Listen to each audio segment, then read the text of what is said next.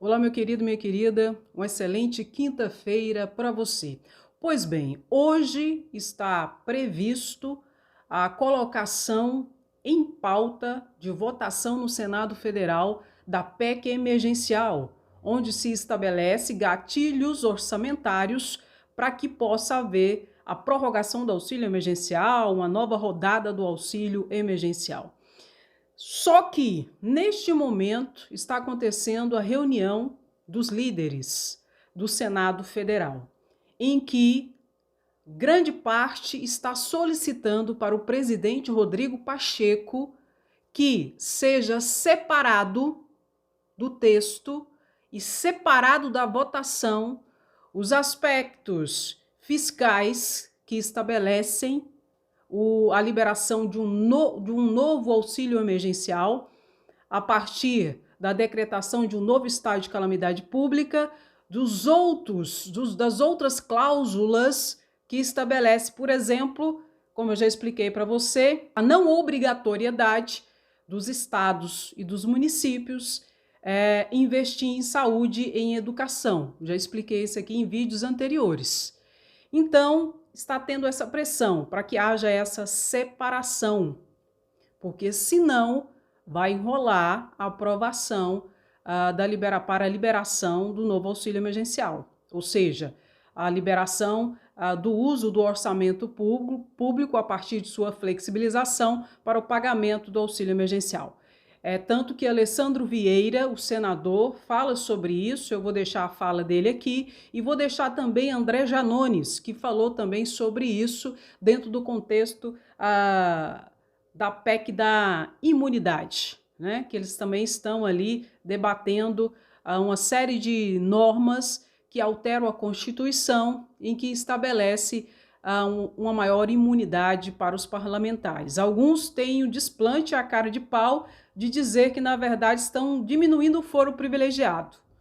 O que está lá no texto hoje não é isso. Eles estão aumentando ainda mais o seu foro privilegiado, dificultando o processo e, inclusive, a condenação por crimes, por exemplo, de corrupção. Tá? Mas isso a gente fala depois. Mas agora eu vou deixar a fala de André Janones e de Alessandro Vieira para você entender um pouco do que está acontecendo.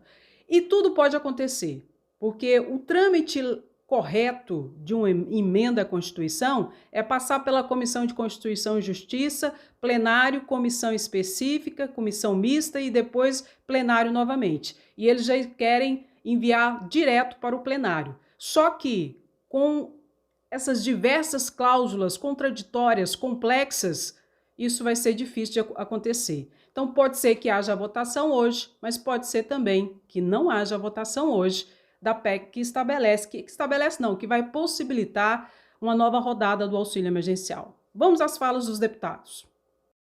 Eu venho aqui hoje nessa tribuna, senhor presidente, mais de uma vez eu utilizei desse microfone para fazer um apelo aos colegas deputados que a gente pudesse conduzir essa casa de modo a aproximá-la da sociedade, aproximar não só o parlamento, não só os deputados, não só os partidos políticos, mas que a gente pudesse também aproximar a sociedade dessa casa. E, infelizmente, a gente vê que esse parlamento, que é a Câmara dos Deputados, continua caminhando no sentido exatamente oposto aos anseios da população brasileira. No momento em que a população nos assiste, em que milhares, para não dizer milhões de pessoas acompanham essa sessão à espera de que nós nos pronunciemos acerca do auxílio emergencial, da vacinação e de outros temas relevantes, essa casa se debruça em torno de uma PEC que nada mais é do que o aumento da impunidade para a classe política no nosso país. Eu quero também aproveitar a oportunidade para repudiar, já que a casa não faz, eu, através do mandato a qual eu represento os mineiros e uma boa parcela da população brasileira, eu venho aqui repudiar a tentativa do ministro Paulo Guedes em vincular a concessão do auxílio emergencial ao fim do investimento mínimo na área de saúde e na área de educação. O ministro Paulo Guedes, que por várias vezes foi muito desrespeitoso com o povo brasileiro, ao qual ele chegou inclusive a chamar de de vagabundo, né, dizer que se conceder mais auxílio, o povo não vai querer trabalhar, como se auxílio emergencial fosse uma fortuna, como se desse para viajar para a Europa. Justo ele, que nunca trabalhou, que nunca teve uma carteira de trabalho, que não sabe o que é trabalho, desrespeitou por N vezes o povo brasileiro e agora vem nessa tentativa covarde, né, de colocar o povo brasileiro refém. Olha, vocês escolham ou saúde, ou médico para atendê-los, ou uma escola pública de qualidade, ou auxílio emergencial. Os dois não dá. Essa é a fala do ministro Paulo Guedes. Eu espero que essa casa responda à altura.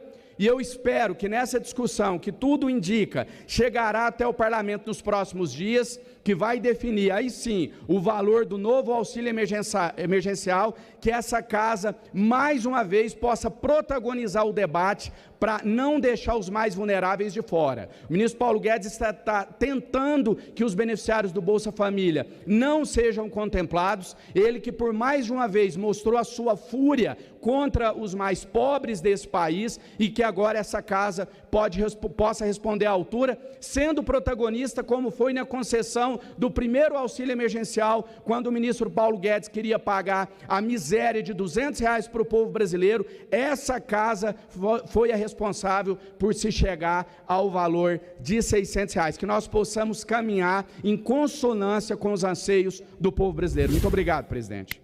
Obrigado. Com a palavra